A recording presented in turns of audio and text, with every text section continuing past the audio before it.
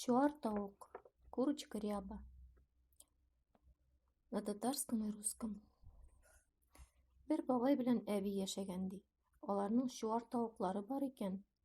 Бер көнне тауык йомырка салган, нинди генә диген әле. Гади йомырка түгел, алтын йомырка. Бабай йомырканы ватып караган, вата алмаган.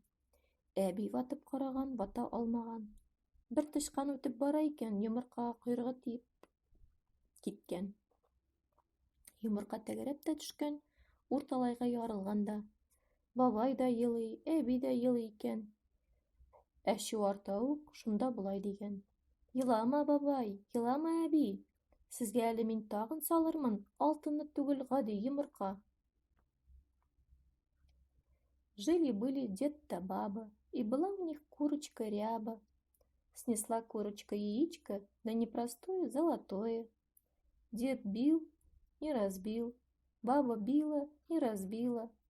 Мышка бежала, хвостиком махнула, яичко упало и разбилось.